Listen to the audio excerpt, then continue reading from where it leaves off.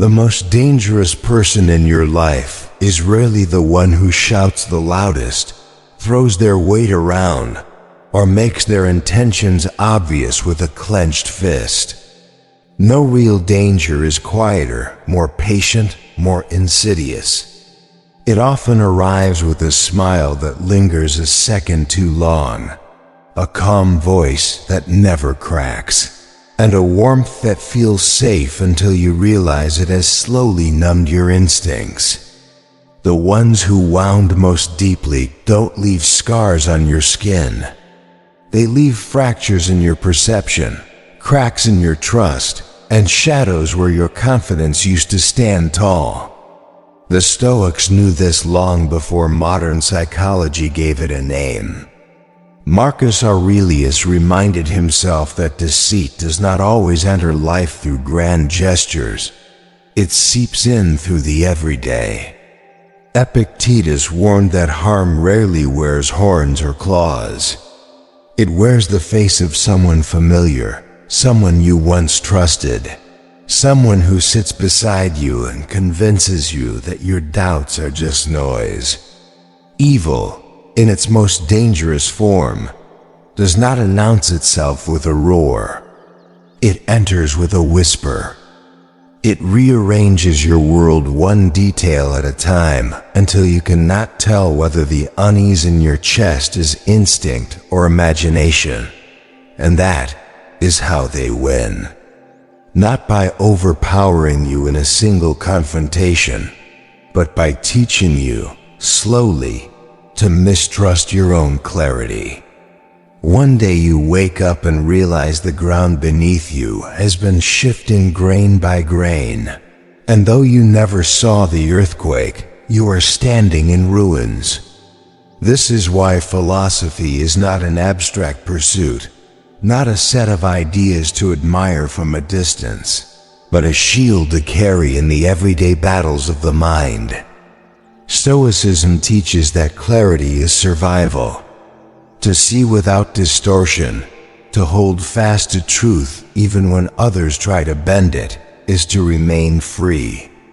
Yet clarity cannot be maintained blindly. You must learn to recognize the patterns that seek to undo it. That is what we are about to uncover together.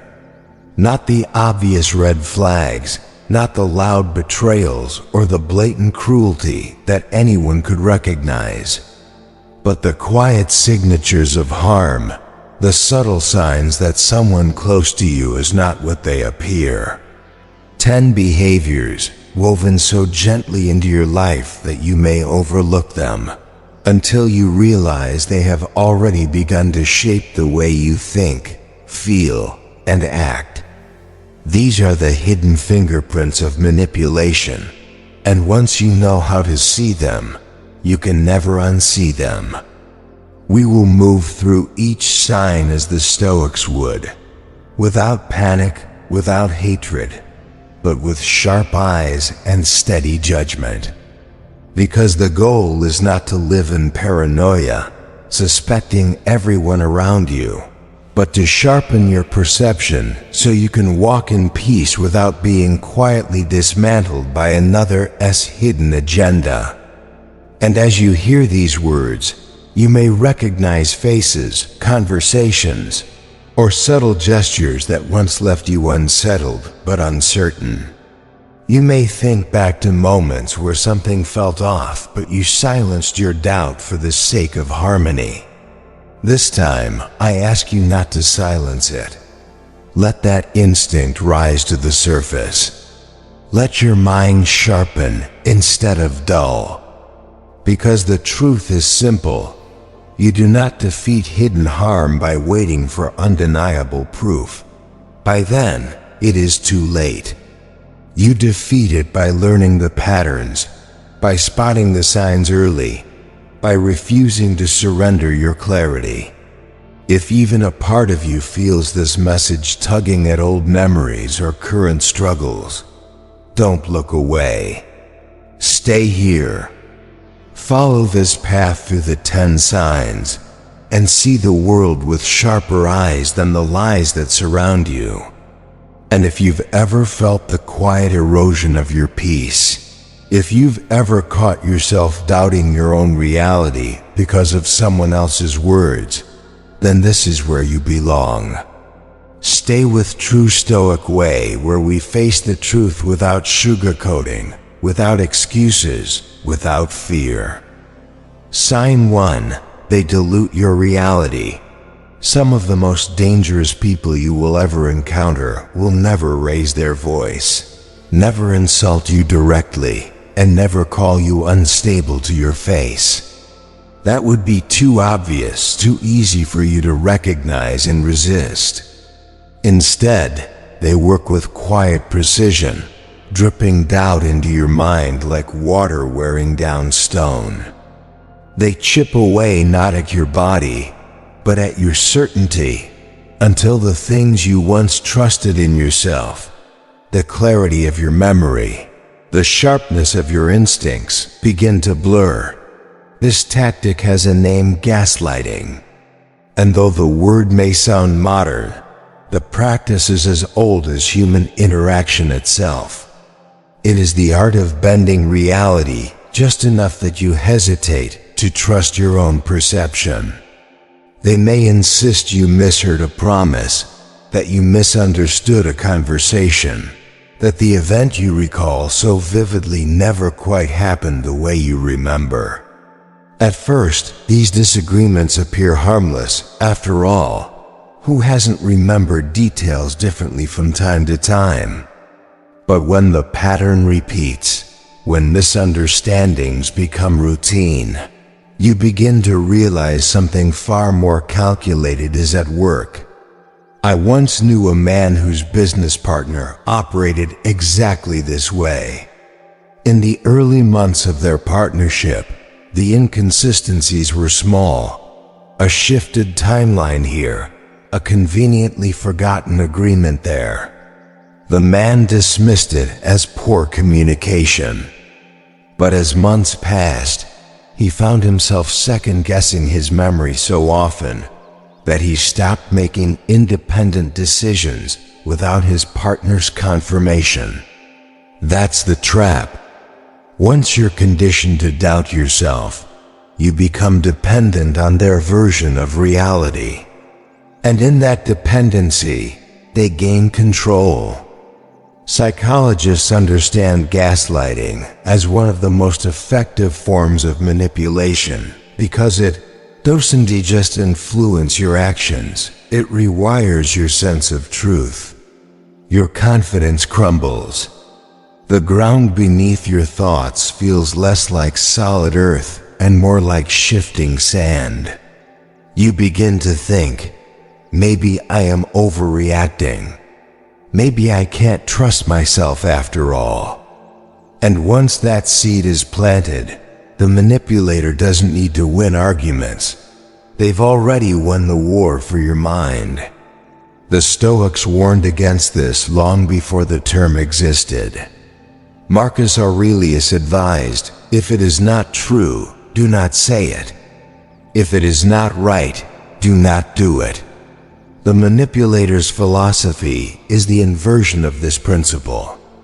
They thrive in the gray space where facts can be bent, where memory can be blurred, where you are never fully certain enough to confront them. And as you weaken, as you grow weary of constantly defending your version of reality, they tighten their hold. But the Stoic answer is clear. Anchor yourself in objective reality. Keep written notes of what was agreed upon. Summarize conversations. Trust your senses unless proven otherwise. This isn't about arguing them into honesty. You will never win that battle. It's about keeping your perception sharp enough that their fog cannot settle over you. The truth doesn't need theatrics. It just needs clarity and discipline. And remember, it is not weakness to record what matters. It is wisdom. The harmful person wants you to rely solely on memory, because memory can be reshaped. Records cannot. Your clarity is your defense, and your defense is your freedom. We built True Stoic Way for this exact purpose, not to hand you someone else's version of truth, but to give you tools so you no longer have to doubt your own. Each video is a record, a piece of clarity, a guardrail for your mind, so when others try to dilute your reality, you remain steady, unmoved, and sure. Because once you recognize this tactic, you'll see that gaslighting is rarely the end. Those who chip away at your reality often move on to the next step, not just distorting your perception, but undercutting your confidence in quieter, subtler ways. They may not deny what you've achieved, but they will never let you celebrate it fully. And that is where we must turn next. Sign 2. They never celebrate you fully. Not every wound comes from denial. Sometimes the harm arrives dressed as applause, but with strings attached. This is the art of backhanded praise, the compliment that looks like celebration on the surface, yet underneath carries a subtle poison.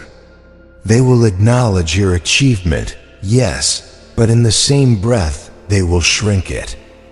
They'll say, "You did well, considering." Or, "That's impressive, but don't get too comfortable."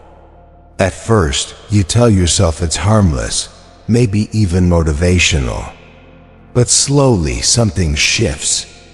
Instead of standing tall in your success, you begin to glance sideways, waiting for their reaction before you decide if you're truly allowed to feel proud. This is not feedback. Feedback, even when critical, is aimed at growth. Genuine feedback may highlight where you can improve, but it still allows you to own the progress you've made. Backhanded praise is different. It takes what should strengthen you and turns it into another tether, a leash around your confidence. You begin to rely on them, not just for guidance, but for permission to believe in yourself. And that dependency, once planted, grows deeper roots than most people realize. Imagine finishing a project you poured months of effort into. A true friend or mentor might say, "I'm proud of what you accomplished. Here are some thoughts to make it even stronger." You feel uplifted, motivated, and respected. But a harmful person will tilt their head, offer a half smile, and respond, "Not bad. Honestly, I expected less from you." The words land softly, but the message cuts deep. Your worth exists only in relation to their approval. Your pride is never fully yours. It passes through the gate of their judgment first. The Stoics understood the danger of this dependency. Epictetus warned, "If you seek truth, you will not seek to gain a reputation in the eyes of others." Marcus Aurelius echoed the same truth. We all love ourselves more than other people, but care more about their opinion than our own. When you hand over your self-respect to another's fleeting approval, you have surrendered one of the most essential parts of your freedom. A Stoic knows that worth is not conditional. It is not diminished by someone's failure to clap loudly enough. It is not magnified by their applause. True confidence rests in the effort you gave, the principles you upheld, the discipline you carried through. If the recognition you receive comes with a leash, it is not recognition. It is manipulation disguised as encouragement. And so the solution is not to shut yourself off from all voices. It is to discern the difference between feedback that sharpens and commentary that erodes. One builds without belittling. The other celebrates while quietly reminding you that you will never be enough without them. If you have ever felt your pride dangling, dependent on the nod of someone else, then this message is for you. Hit subscribe to True Stoic Way, not because you need more approval, but because you deserve to rebuild the kind of trust that comes from within, not from the false praise of another. Because when they can no longer distort your reality, the next move is predictable. They will switch tactics. If undermining your achievements doesn't tether you tightly enough, they will slip into a new role, one far more disarming, one that takes your natural compassion and uses it against you. They will become the victim. And that is the next sign we must confront. Sign 3, they're always the victim. There's a certain kind of person who never seems to stand where responsibility falls. No matter the situation, no matter how clearly their choices carved the outcome, they find a way to step aside and point elsewhere. If they lie, it is because someone forced their hand. If they lash out, it is because life was unfair. If they hurt you, it is because circumstances gave them no other option. To them, life is always happening to them, never through them. This is not simple denial, it is a tactic. By casting themselves as the perpetual victim, they gain something far more valuable than sympathy. They gain your permission. When you see them as wounded, you are less likely to hold them accountable. When you feel sorry for them, you excuse what you would never tolerate from anyone else.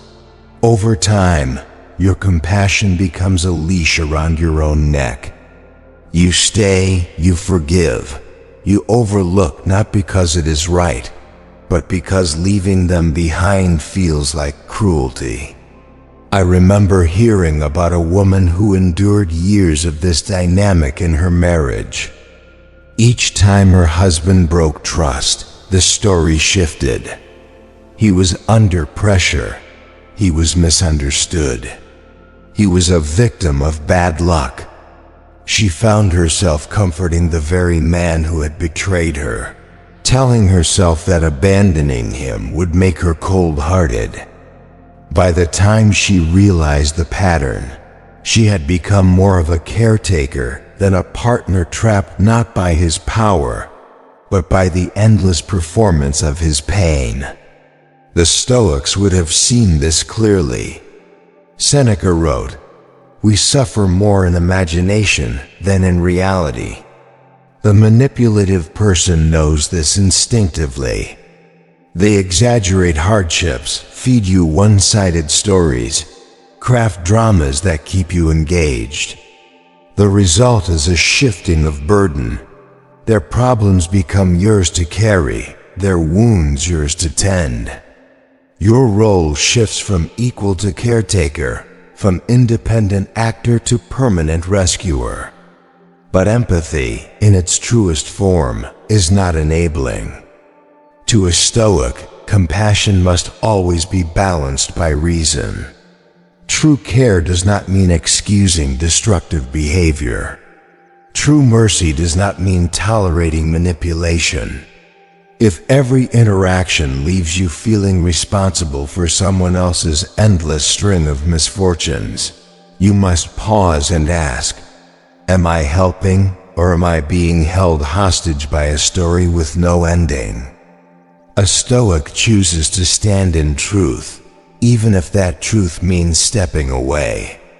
To walk away from the endless cycle of pity is not cruelty, it is clarity. You were not born to play savior to someone who thrives on being broken. You were born to stand upright in your own strength, capable of offering compassion without surrendering your judgment.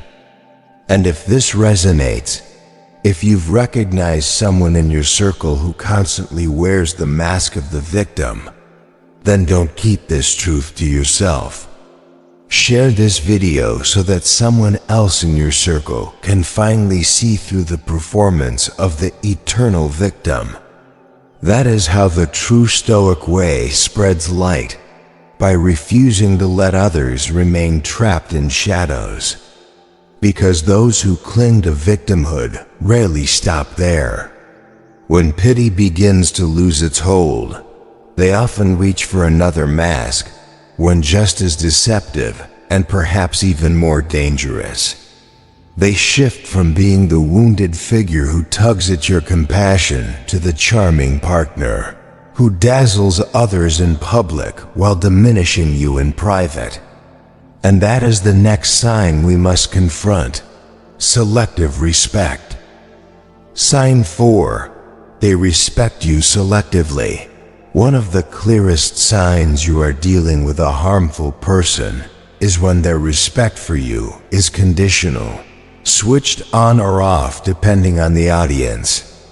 In public, they present themselves as attentive, courteous, even admiring.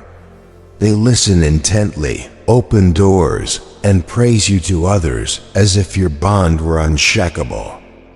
Yet when the door closes and the audience disappears, so does their respect. Suddenly your voice is interrupted, your opinions brushed aside, your needs treated as burdens. This contrast is no accident. It is camouflage. The public performance builds a shield, a carefully curated image of harmony that others will point to if you dare to speak the truth. "But I've seen how they treat you," they'll say. "They're wonderful." And so you remain silent, trapped in the dissonance between the image the world applauds and the reality you alone endure. Psychologists call this cognitive dissonance, the tension of holding two conflicting truths at once. You cling to the version of them that shines in public, hoping it is the real one, while privately suffering the disrespect that tells a different story. The more you grasp at the mask, the more invisible you feel in your own home, your own life. And the longer it continues, the easier it becomes to doubt yourself instead of doubting the performance. I once heard of a couple whose relationship embodied this dynamic. To friends, the husband was the picture of devotion, charming, complimentary, endlessly supportive. But behind closed doors, his words turned sharp, his respect evaporated, and his wife confessed she often felt like a ghost in her own house. What made it worse was the disbelief of others. Everyone saw the mask. No one saw the truth. That disbelief became another prison, one that kept her quiet far longer than she should have stayed. The Stoics warned against being fooled by appearances. Marcus Aurelius wrote, "If someone can show me that what I think or do is wrong, I will gladly change. But until then, I will hold to what is true." And here is the truth. Respect that vanishes when the audience leaves was never respect. It was a performance, a costume worn to manipulate perception. Genuine respect does not switch on and off.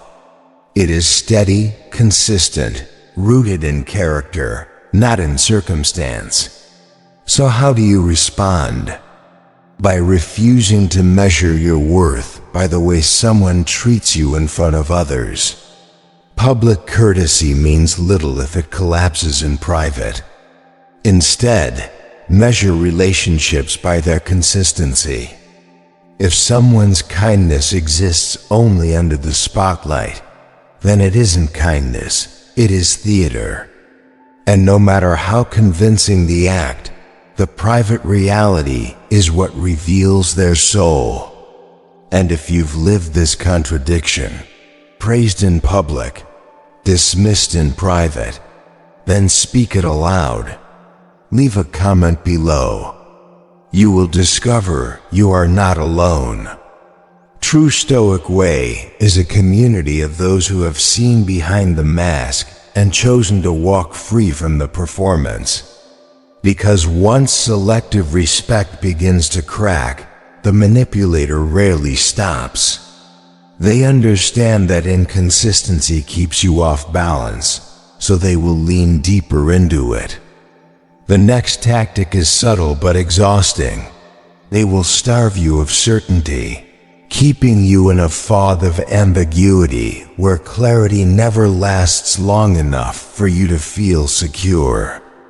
And that is where we must turn next. Sign 5. They starve you of certainty. There are few things more exhausting to the human spirit than uncertainty. And those who wish to keep control over you know this well. They rarely give you a clear answer. They speak in half-phrases, leave commitments vague, shift timelines without explanation. You are left piecing together fragments, reading between the lines, trying to guess what they truly mean. It is not poor communication. It is a deliberate strategy to keep you suspended, waiting, dependent. Psychologists call it intermittent reinforcement, the same tactic used in gambling. By withholding clarity most of the time but offering it occasionally, just enough to keep hope alive, they create a cycle you cannot easily escape. One day they respond warmly, making you believe everything is solid. The next, they withdraw, leaving you confused, wondering if you imagined the connection. And so you chase the rare moments of clarity like scraps of gold, never realizing how much of your life is now lived in reaction to their inconsistency. Think of the almost relationship that drags on for months or years. The late-night calls, the affectionate words that never turn into real commitment, the constant sense that you are close to something but never quite there. You rearrange your schedule around their unpredictability.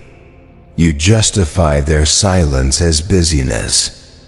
You convince yourself that tomorrow, perhaps, they will finally be clear.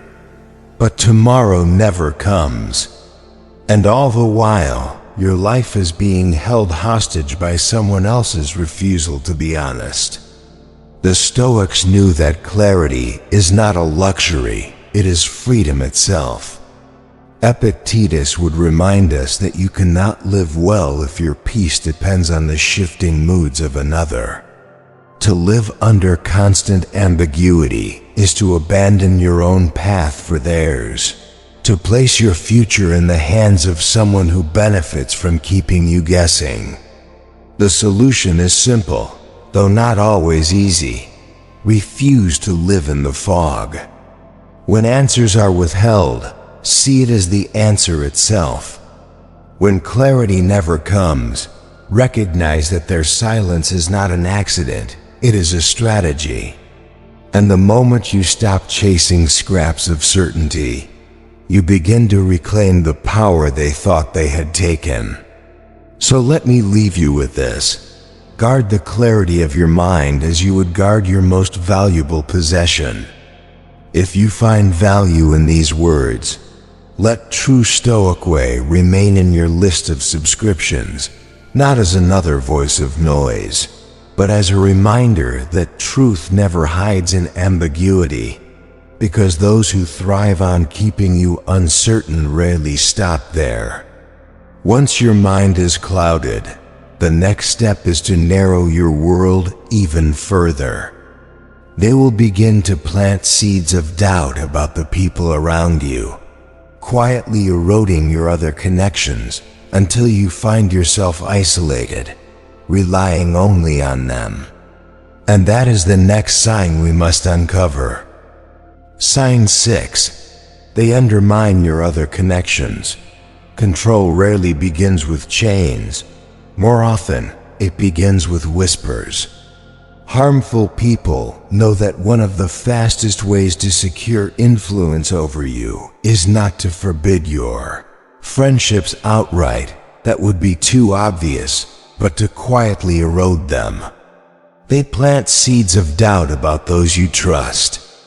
A subtle remark about a friend's intentions. A quiet suggestion that your family doesn't truly understand you.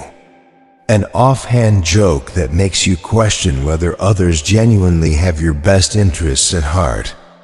It doesn't feel like isolation at first. In fact, it often feels like closeness. You start spending more and more time with the manipulator, not because they demanded it, but because you've begun to wonder if anyone else really deserves your time. Their voice becomes the one you hear most often, the filter through which you interpret everything else. And little by little, your circle begins to shrink. I once spoke with a man who realized this pattern only years later. He had slowly stopped seeing his old friends, convinced they were jealous or unsupportive. He pulled back from his family, persuaded they didn't get him. All the while, he leaned more and more heavily on one person, the very one who had planted those doubts. By the time he woke up to what had happened, his support system had thinned to almost nothing, leaving him dependent and isolated. The Stoics warned about this long ago. Epictetus said, "The key is to keep company only with people who uplift you, whose presence calls forth your best." Marcus Aurelius added, "The things you think about determine the quality of your mind." When your thoughts are shaped by only one voice, your independence dissolves. True closeness strengthens your ability to connect more widely. It doesn't shrink your world to a single influence.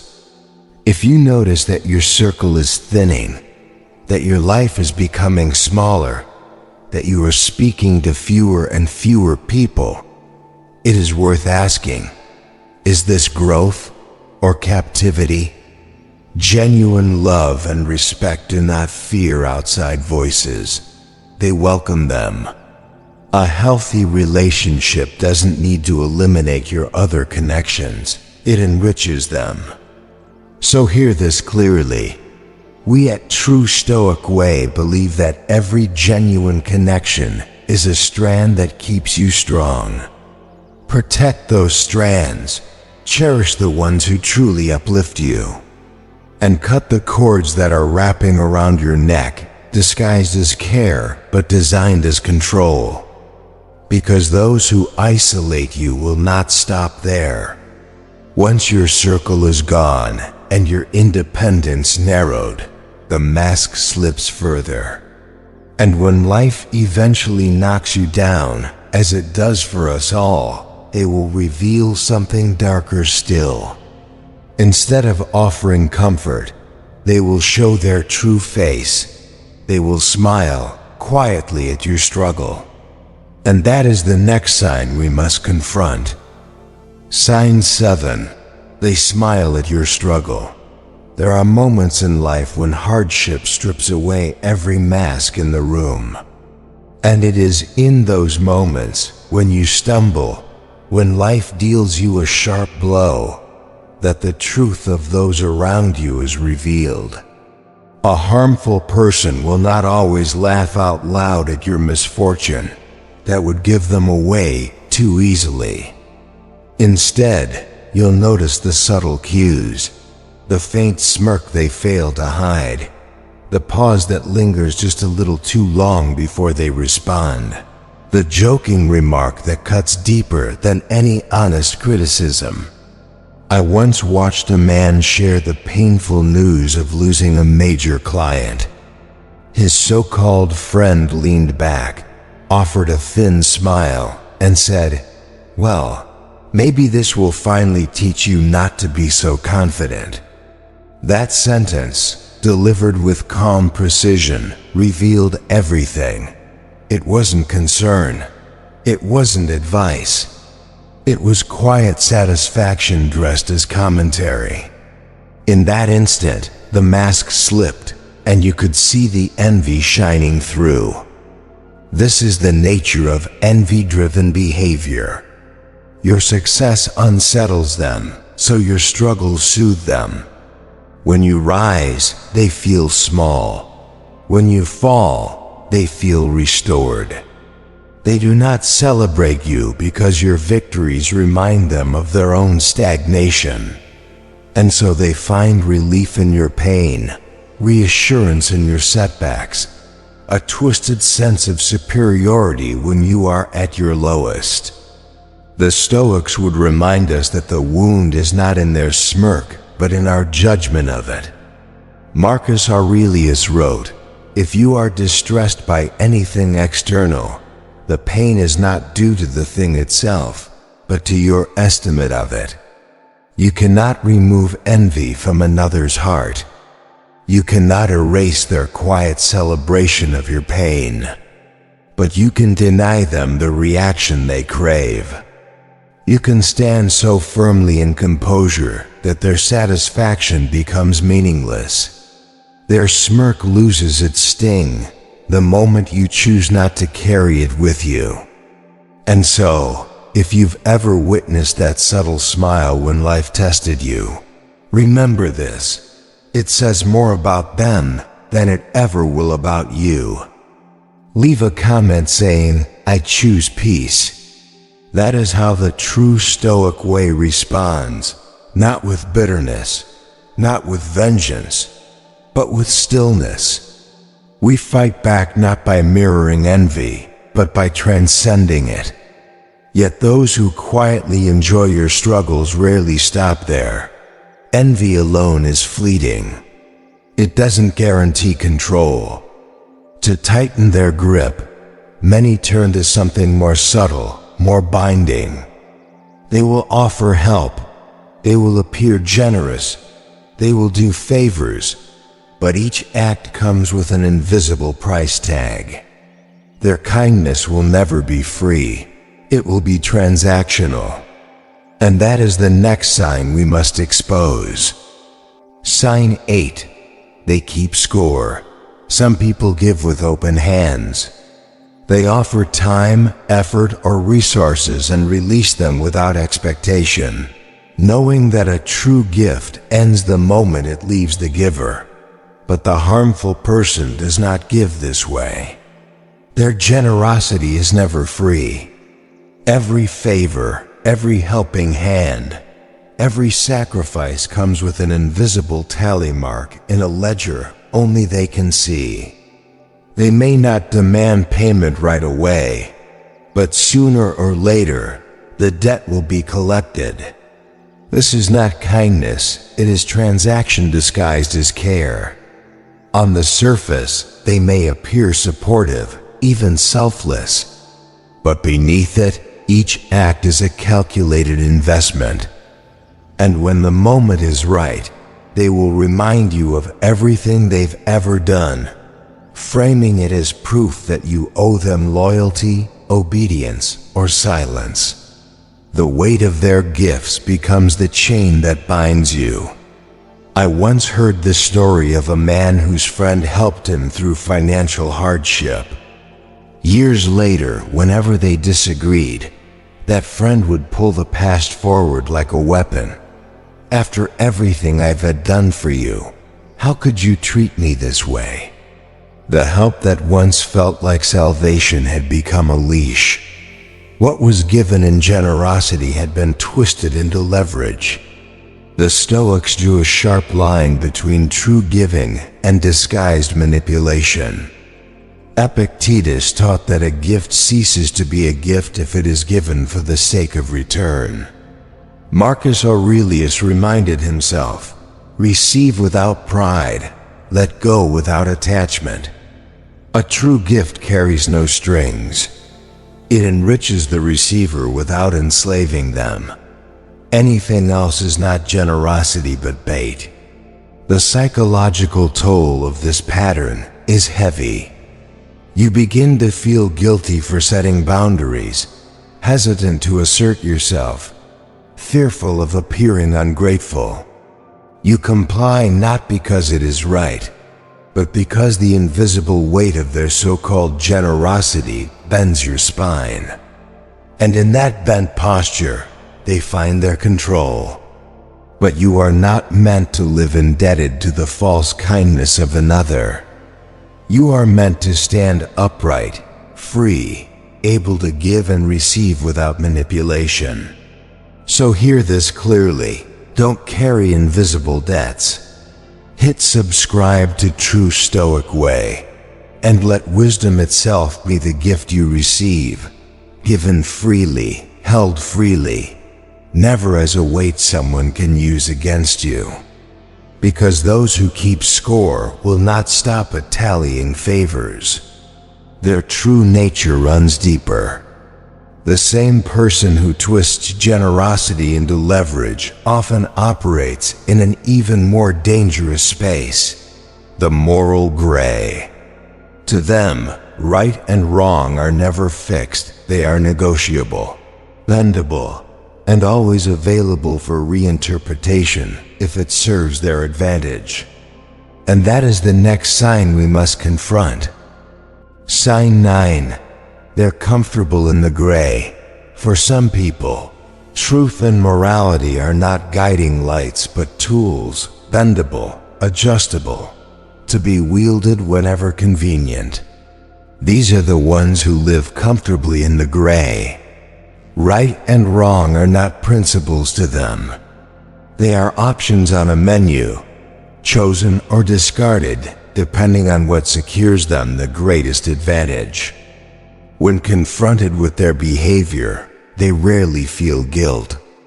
Instead, they reframe the story, shift the blame, or declare that the context changes the rules. It is not adaptability, it is opportunism. Psychologists call this moral disengagement, the mental trick that allows someone to justify harm without feeling the weight of conscience. You will hear it in the small phrases, everyone does it. It's not really that bad. The situation is complicated. What they are really saying is, right and wrong don't matter if I can get away with it. And when you stand too close to someone like this, your own principles are slowly eroded. At first, it's a minor compromise. You let something slide because they insist it's trivial. Later, you find yourself justifying actions you once swore you would never tolerate. Their comfort in the twilight slowly pulls you into the shadows. The Stoics warned us about this corruption of integrity. Marcus Aurelius wrote, "If it is not right, do not do it. If it is not true, do not say it." There is no gray in that command. It is firm, clear, and immovable. Epictetus reminded us that true strength lies in what we refuse to trade away, even under pressure.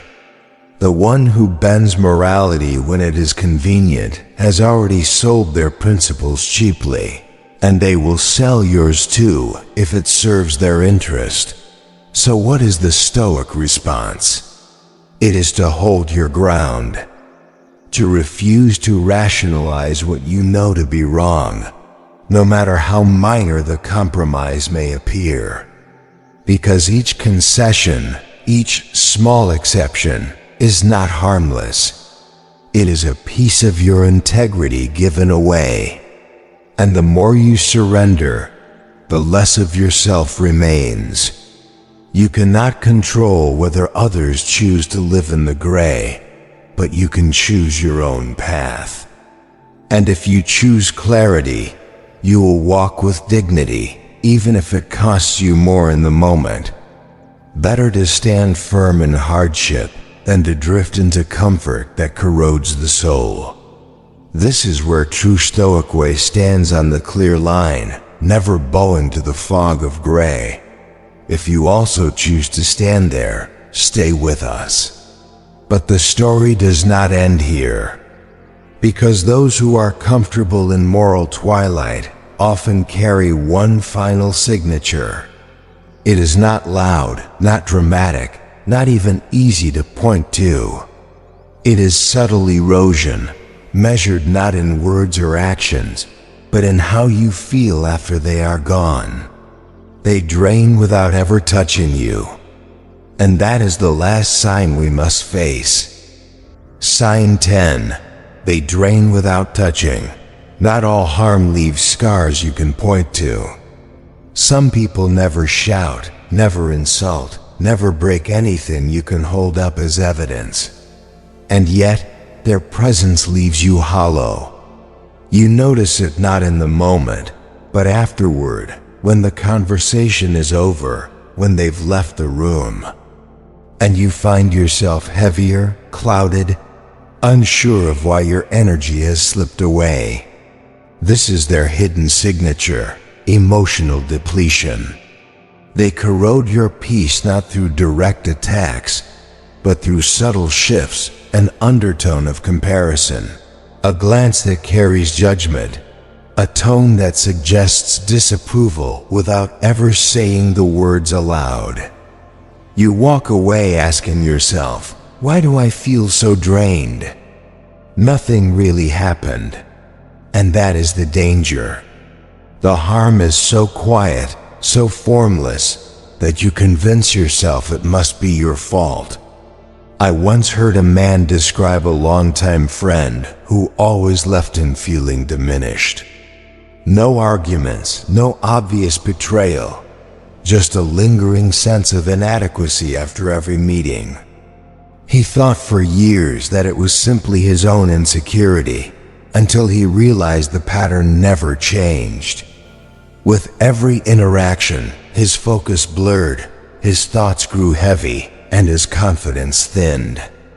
What he was experiencing was not random, it was erosion, slow but deliberate, the steady wearing away of his inner ground. The Stoics understood the importance of guarding against this invisible corrosion. Marcus Aurelius wrote, "The happiness of your life depends on the quality of your thoughts." If someone consistently muddies those thoughts, if their presence repeatedly pollutes the clarity of your inner world, then no amount of courtesy or charm can redeem their influence. To tolerate such a presence is to allow your mind, your most sacred space, to become their battleground. The solution is not confrontation, not dramatic explanations, not even an appeal for them to change. It is simply distance. You guard your mental space as you would guard your home. Not every guest is worth inviting inside, and you do not need permission to close the door. So remember this. If someone always leaves your mind clouded, you don't need to wait for their blessing to walk away.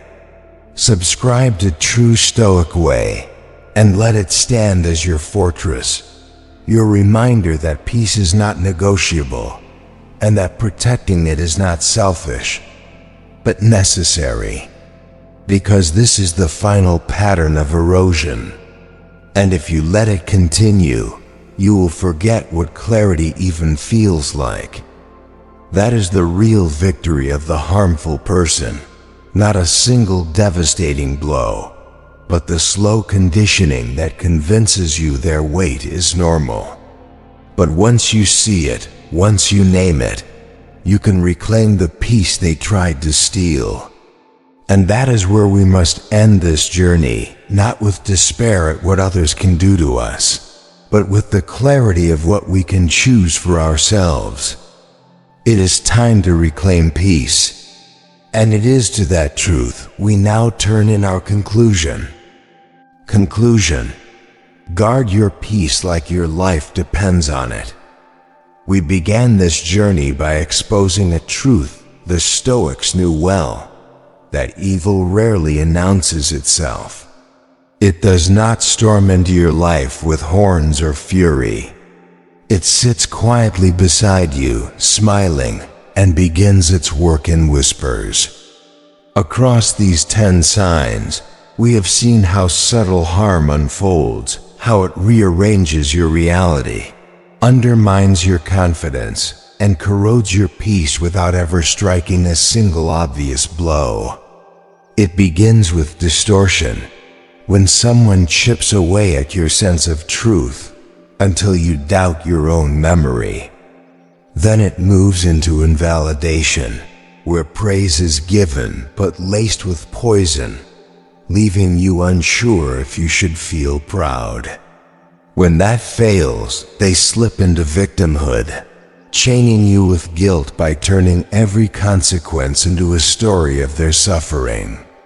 From there, the mask appears: respect in public, dismissal in private, leaving you trapped between two versions of the same person. Then comes uncertainty, the fog of withheld clarity that keeps you suspended, waiting, hoping. When you are weakened, they cut your ties to others, cloaking isolation as intimacy. And once you are alone, they reveal the envy in their heart, the faint smile when life knocks you down. But even that is not the end. They will help you, but keep score, turning generosity into debt. They will dwell in the moral gray, bending principles when convenient, inviting you to erode your own. And if all else fails, they will drain you quietly, leaving your mind muddy, your spirit weary, your peace corroded drop by drop. This is the cycle, this is the erosion. And the danger lies not only in what they do to you, but in what you begin to accept as normal. That is how harmful people win, not with one dramatic wound, but with the steady conditioning that convinces you survival in a smaller, darker world is the best you can hope for. The Stoics would not allow it. Marcus Aurelius wrote, "The happiness of your life depends on the quality of your thoughts." Epictetus reminded us that no one can truly harm us unless we surrender our judgment to them. To live as a Stoic is to guard the gates of the mind with vigilance. You do not wait for undeniable proof of malice. You do not gamble on the hope they will change. You see the signs, and you step back before their chaos becomes your climate. And so the choice is before you: peace or erosion, clarity or fog. You do not need their permission to walk away. You do not need the world's approval to protect what is yours. Peace is not passive. It is an act of courage, a discipline, a decision you must make every day. If you found yourself in these words, don't let this be the last time we meet. Subscribe to True Stoic Way, so that the next time darkness knocks, it is discipline and calm that open the door.